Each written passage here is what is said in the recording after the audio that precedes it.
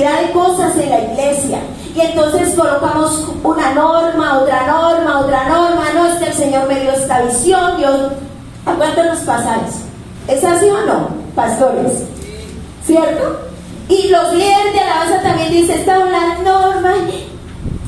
Y hay normas por todo lado. Pero Jesús nos dejó lo que tenemos que hacer. Jesús viene y dice, todos debemos ser discípulos de Jesús. Aquí no importa cuál es tu llamada. Todos debemos de ser discípulos de Jesús. Él nos enseña y guía. No olvidemos que somos ¿qué? ¿Qué dice San Juan 1:12? Todos somos ¿qué? Somos hijos de Dios. Todos los que estamos aquí somos ¿qué? Hijos de Dios. Pero ¿qué? Por ser hijos, ¿qué somos? ¿Somos independientes? No, ¿cierto? ¿Somos qué? Necesitados. Repita conmigo. Soy necesitado de Dios. A veces se nos olvida eso y entonces somos nosotros los que preparamos, somos nosotros los que deseamos, somos nosotros los que queremos hacer. Pero la Biblia no habla de eso. El Señor no nos dejó cantidad de cosas. ¿Quién es el que coloca la carga? El hombre. Dios no coloca cargas. Y muchas veces el hombre coloca tantas cosas y tantas cargas que ni siquiera él mismo lo aplica. Y la palabra de Dios es para aplicarla, no solo para hablarla, sino para ¿qué? Aplicarla. Entonces, todos los días, para ser ejemplo para otros en la tierra, nosotros debemos de ser discípulos de Jesús para ser ¿qué? Ejemplo para otros aquí en la tierra. Que se compromete a vivir como Jesús. Mira lo que les voy a decir. Se compromete ¿cómo? A vivir como Jesús. Pero también se compromete para ser como Jesús. Son dos cosas diferentes. Entonces, vivir como Jesús, ¿qué significa? Vamos a hacerlo participativo esta prédica. ¿Qué creen ustedes? Alguien que me quiera levantar la mano y me diga qué es vivir como Jesús. ¿Nadie? Tener un estilo de vida como Él. ¿Qué más? Vivir como reyes. Bueno, vivir como reyes. ¿Qué más? Tener un corazón limpio que lo que quiera hacer, la meta sea agradar a Dios. Tener un corazón limpio para que la meta sea agradar a Dios. Entonces, vivir como Jesús, ¿qué significa? Que yo quiero parecerme cada día más y más al Maestro Jesús. ¿Quién es nuestro Maestro? Jesús. Y yo quiero vivir como Jesús. ¿Cuántos quieren vivir como Jesús? ¿Cierto? ¿Y qué significa vivir para Jesús? No como, sino para Jesús. ¿Qué creen ustedes? Para servirlo, para agradarlo, ¿para qué más? Para glorificar el nombre de Él. ¿Para qué más? ¿Para qué? Adorar. Para obedecer. Muy bien. Entonces, vivir para Jesús, yo quiero hacer lo que Jesús hizo cuando vivió en la tierra. Ese es el para. Y a veces se nos olvida el propósito de Dios en nuestras vidas. Tú puedes tener cualquier llamado, maestro, evangelista, el que sea, pero tú no te puedes olvidar de lo que Él hizo aquí en la tierra y que Él quiere ser el ejemplo y que nosotros lo sigamos. Nosotros estamos aquí en la tierra para su propósito, no para mi propósito. ¿Y qué le pasa a la mayoría de las personas? Están en la tierra para cumplir sus propósitos, mas no el propósito de Dios. Y ahí nos damos cuenta que es ser discipulados por Dios. Es algo de por vida. Si yo soy un discípulo, ¿qué es un discípulo? Que sigue a quién, a su maestro. ¿Y quién es nuestro maestro? Sin importar congregación, Dios no va a venir a llamar, vení el Shur, presente. ¿Cómo es que se llama la iglesia de acá? Centro Internacional de la Palabra. Y ustedes presente. Los de la cruzada, presente. Dios no nos va a llamar así. Dios, ¿cómo nos va a llamar? Con nuestro nombre propio. Y te va a decir qué has hecho con lo que yo te he entregado. Eso es lo que nos va a decir. Entonces, mientras el ser humano está en contienda, en división, en emociones, en envidia, Dios nos dejó 2 mandamientos: que lo amáramos a Él con todo nuestro corazón, con toda nuestra alma, con todas nuestras fuerzas, con todo nuestro ser. ¿Y cuál es nuestro ser? Alma, cuerpo y espíritu, seres tripartitos. Y nuestro espíritu se comunica cuando oramos, pero nuestro cuerpo, nuestra alma es la que le tiene que rendir cuentas a Dios. ¿Y ahí qué hay? Pensamientos, emociones y voluntad y sentimientos. Nosotros nacemos con nuestro temperamento y la única forma de cambiarlo es llenarnos del Espíritu de Dios. Pero el carácter, ese carácter, a veces las personas lo confunden. Creen que el carácter es el mal genio. No, eso es tu temperamento. El carácter son los hábitos que donde creciste de tu casa. Y por eso se habla de la moral. ¿Y qué es la moral? Es un conjunto de normas, de tradiciones, donde los adquirimos ¿en dónde? En casa. Pero cuando llegamos a Jesús y Él nos llama, Él dice: te voy a transformar. Vas a ser mi discípulo y tienes que empezar a dejar tus malos hábitos. Y eso duele. Eso no es fácil. Entonces todo el mundo empieza: yo quiero tener el carácter de Cristo, yo quiero. Sí, pero lo hablan, pero no practican la palabra. Y debemos de practicar la palabra para ser ¿qué? Discípulos. Repita conmigo: discípulos de Jesús. Porque después de ser discípulos, debemos de tener ¿qué? Discípulos, enseñar a otros. Y ya lo vamos a ir viendo.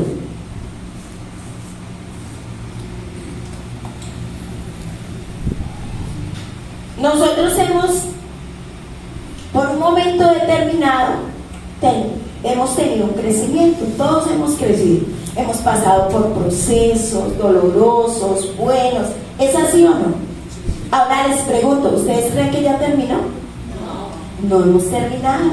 Estamos en ese proceso de crecer y no hemos terminado de aprender todo lo que Dios tiene para nosotros. Y cada día, yo siempre enseño esto: viva un día como si fuera el último, para que no se canse. Porque la gente se preocupa en el mañana, pero se le olvida el presente, el momento. Recuerden eso: todo lo que tú hagas en tu presente es el reflejo de tu futuro. Si tú tomas malas decisiones en tu presente, se va a ver reflejado ¿en dónde? En tu futuro. Pero cuando tú determinas y dices: te entrego mi corazón y mi vida, tú eres mi maestro, quiero ser tu discípulo, Señor, comienza a cambiar. Y empieza a quitar las piedritas, empieza a masajear el barro, ¿cierto? Y uno empieza a sentirlo y digo: ¡ay, Señor! Porque el ser humano se cree bueno. Y resulta que nosotros no somos buenos. Dice la Biblia que lo vil y menospreciado del mundo escogió Dios para avergonzar ¿a qué? A los sabios. Si yo me pongo a preguntarle aquí, cada uno ha vivido cosas y uno llora, uno se estremece, uno dice: Señor, porque a cada uno le está dando lo que necesita para poder transformarlo conforme lo que Él quiere hacer con él aquí en la tierra. Repita conmigo: Dios quiere usarme, pero no como yo quiera, sino como Él quiera. Amén. Entonces cada día vamos aprendiendo, vamos avanzando para algo muy importante. ¿Qué creen que para qué avanzamos? ¿Para qué? Lo leímos ahorita. Para predicar ¿qué? El Evangelio. Tú no vas avanzando para tener el carro, la finca, la ropa, lo que tú quieras. Eso es añadidura. Pero el propósito de Dios con nosotros aquí en la tierra es que prediquemos el Evangelio. Dios no nos dio otra ordenanza. Predica el Evangelio, enseña y envía. Dios no nos mandó a decir otra cosa. Si nosotros vemos toda la palabra de Dios, es clara. Amén. Pero el mandato, ¿cuál es el mandato? Una vez predicar el Evangelio, él dice, tú tienes que entender que tú tienes un propósito importante aquí en la tierra, ir a predicar. Pero te doy un mandato, hacer discípulos. Él no le dice si usted quiere, si usted desea, por si acaso, si usted estuvo triste, si se partió una pierna, como usted esté. Dios no le dijo a usted, Él solamente le dijo, predica el Evangelio y te doy un mandato, hacer discípulos. Tremendo, ¿cierto? Porque uno piensa que uno tiene que hacer una cantidad de cosas. No, así sea uno, pero que usted lo deje como Dios dice que hay que dejarlo, con la verdad, con la palabra, para que transforme multitudes, para que enseñe la palabra de Dios. Somos cristocéntricos, bibliocéntricos, y eso es lo que debemos de predicar.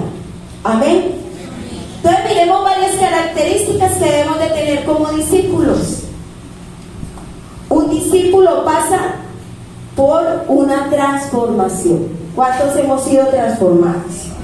Es decir, un proceso de cómo eran a lo que Jesús desea que seamos. ¿A cuánto les ha sucedido que usted dice, no, yo no quiero, yo solo quiero irme como a congregar y ya? ¿A cuánto les pasó eso? Y usted ahorita está con una responsabilidad un poco de personas que a veces son groseras, son insatisfechas, y usted dice, ¿yo por qué estoy aquí? ¿A cuántos pastores les pasa eso? ¿A cuántos líderes que han invitado personas y usted dice, ¿yo qué hago? ¿Cuántos otros dicen, ay, yo no entiendo por qué esa persona siendo un ministro de Dios es tan grosero? ¿A cuánto les ha pasado? ¿Sí o no? Pero lo que se le olvidó al ser humano, a los cristianos, a los hijos de Dios, es que nadie es más que nadie. Dios formó el cuerpo y a cada uno le dio su rol. Unos pastores, otros evangelistas, otros maestros, no para que contiendan.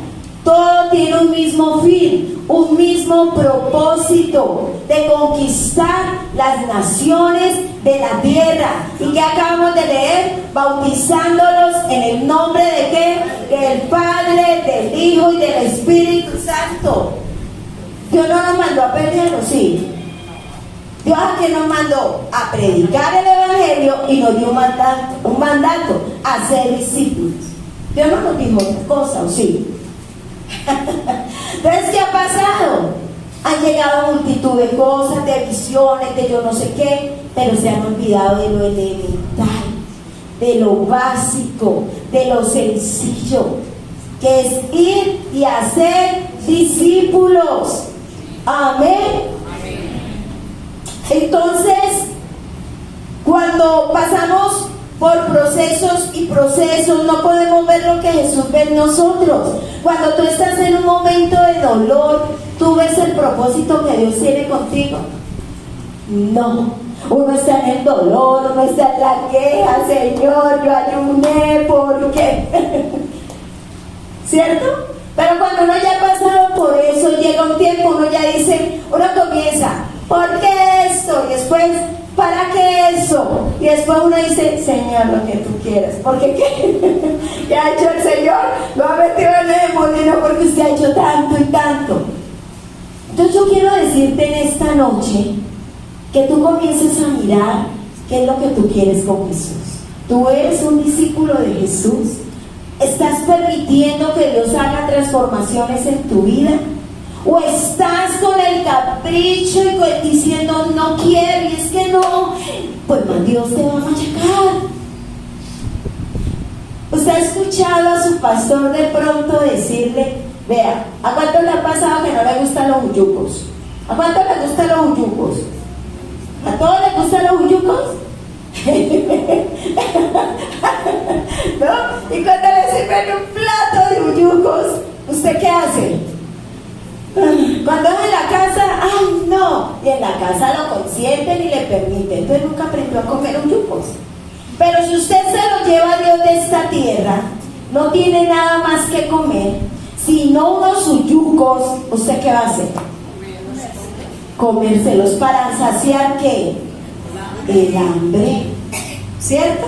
Entonces a veces uno en la casa uno remilga. Cuando digo en la casa donde el papá, la mamá, con los esposos, pero también la casa de Dios, nuestra iglesia donde ustedes están. Y a veces nos volvemos caprichosos y queremos hacer la cosa y entonces criticamos a todo el mundo y la murmuración es que pecado. Cuando tú hablas de otro y mal hablas de otro, estás contristando al Espíritu Santo, es pecado. Y siendo nosotros discípulos de Jesús, cuando leemos la Biblia y los evangelios, ¿Jesús se ponía a hablar de los fariseos? Jesús le respondía, hacía los milagros, lo que vino a hacer, pero se subía al monte ¿a qué? A orar. Entonces, nosotros tenemos potencial, habilidades, dones, talentos. ¿Es así o no? Pero cuando somos discípulos de Jesús, debes estar contento, gozoso, de saber que debes de pasar lo que estás viviendo, confiado en Jesús. ¿Por qué estás viviendo? ¿Por qué estás pasando? ¿Qué tribulación te trae? ¿Financiera? ¿De salud? ¿Material? ¿Física? ¿Emocional? ¿Comportamental? Cierra tus ojos un momento y dile: Señor, en esta noche te entrego esto que me sucede. Hoy entiendo que siendo un discípulo tuyo debo de gozarme y confiar en ti, porque tú me vas a dejar como tú me necesitas para tu propósito y tu gloria. Amén. Denle un fuerte aplauso al Señor.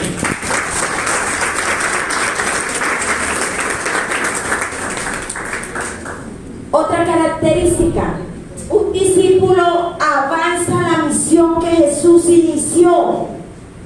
Nosotros como discípulos de Jesús no debemos avanzar con nuestros propios deseos o agendas. Se trata de seguir la continuidad de lo que Jesús dejó. Debemos tener siempre presente que nuestro propósito aquí en la tierra es de continuar lo que Jesús inició. No lo que inició una obra, un hombre, un ser humano. No, es lo que Jesús inició. ¿Y qué hizo Jesús aquí en la tierra? Predicar el evangelio. ¿Y qué hizo? Discípulos. ¿Y qué hicieron sus discípulos? Extender el reino. Y permitió el Señor que llegara esa predicación de los tiempos a nosotros, los gentiles, y ahora somos discípulos. Amén.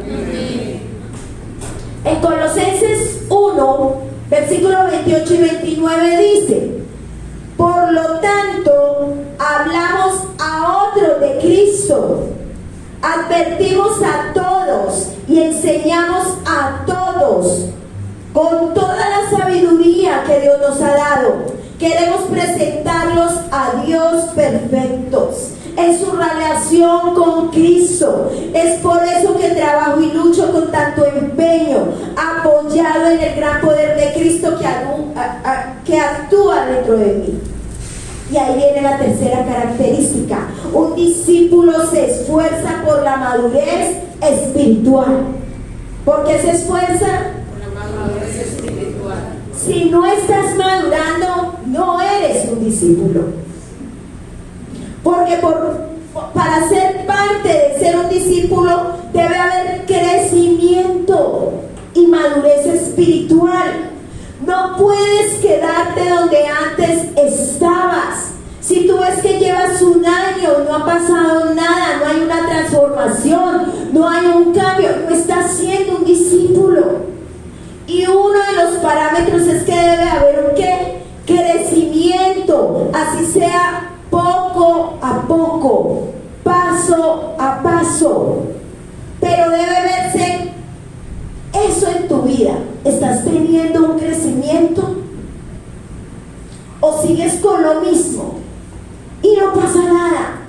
Y siguen diciendo palabras deshonestas, siguen murmurando, siguen viendo cosas que no deben de ver, siguen escuchando lo que no deben de escuchar, siguen haciendo lo que no conviene y no lo que no compete. Si tú eres discípulo de Cristo, debe haber un crecimiento. Uy, Señor, tengo un problema de murmuración, voy a proponerme a no hacerlo. Va paso a paso, paso a paso hasta que no lo tenga. Señor, es que se me salen palabras deshonestas, vulgares. Paso a paso, cambiándolas hasta que no las digas. Tienes procesos de envidia, deseas lo de otros, debes de cambiarlo, debe haber un crecimiento. Dice la Biblia, bienaventurados los pobres de espíritu, porque ellos verán a Dios. La palabra pobre en griego significa vacío, vacío de pecado, para llenarlo del espíritu y de la gloria de Dios. Por eso es 3 veces feliz, porque verá a Dios. Porque dice la Biblia, sin santidad nadie verá al Señor. Amén. Entonces tenemos que empezar a trabajar. Tú quieres ser un discípulo de Cristo, tienes que empezar a evaluarte. Porque las personas creen que por ir a la iglesia, es que ir al culto es un mandato de Dios, no es de los pastores. Nosotros los pastores no hicimos el mandato. La Biblia dice, no dejando de congregarse como algunos tienen por costumbre, punto. Él no dice si usted quiere, si usted tiene sueños, si usted está cansado, porque levanta toda la mañana a las 6 de la mañana, entonces que perece ir al culto. No, eso es un mandato. Si usted no va, Dios mismo lo va a evaluar. Amén. Entonces tenemos que empezar a mirar en qué no he crecido. ¿Usted en qué no ha crecido? Dice la Biblia, de toda cosa guardada, cuida tu corazón, porque de él mana la vida.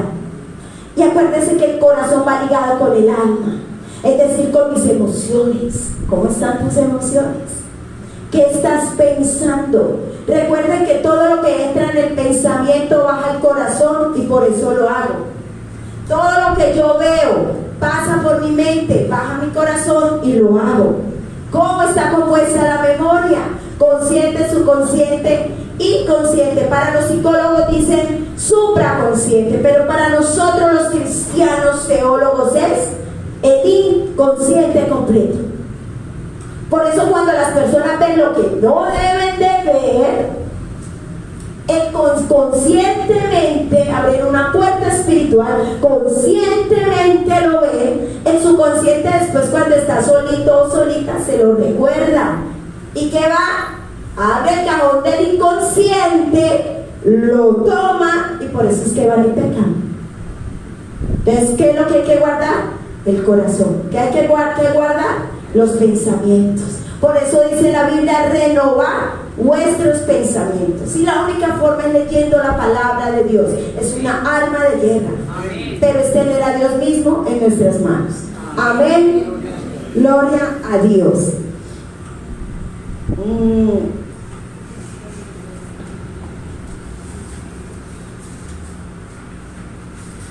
En 2 Timoteo 2:1 dice, un buen soldado de Cristo Jesús, ¿cierto?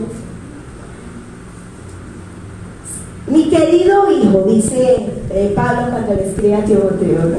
Mi querido hijo, sé fuerte por medio de la gracia. ¿Qué es la gracia? Un regalo inmerecido que Dios te da en Cristo Jesús. Me has oído enseñar verdades que han sido confirmadas por muchos testigos confiables. Ahora enseña estas verdades. ¿Qué es lo que dice? Ahora enseña estas verdades a otras personas. No dice que yo me quede guardada con lo que he aprendido, ¿cierto que no? Sino a otras personas dignas de confianza, que estén capacitadas para transmitirlas a otros. Yo quiero decirte algo. Tú no puedes haber estudiado teología, tú puedes hacer que no. Hay que estudiar y prepararse, sí. ¿Por qué? Porque los tiempos para los de afuera son malos. Porque para nosotros, mientras estemos en Cristo Jesús, son buenos. Amén. Amén. Entonces, nosotros no podemos caer en el error en decir, no, es que los días son malos. Pues para los de afuera, porque no tienen esperanza. Pero nosotros, como somos discípulos, ¿qué necesitamos hacer? Pues hacer ¿qué? Discípulos, continuar con lo que Jesús hizo aquí en la tierra. Entonces, el cuarto punto es: un discípulo se compromete a discipular a otros. Amén. Enseñar a otras personas es una cadena. Repita conmigo: cadena. Nosotros somos discípulos, ¿cierto?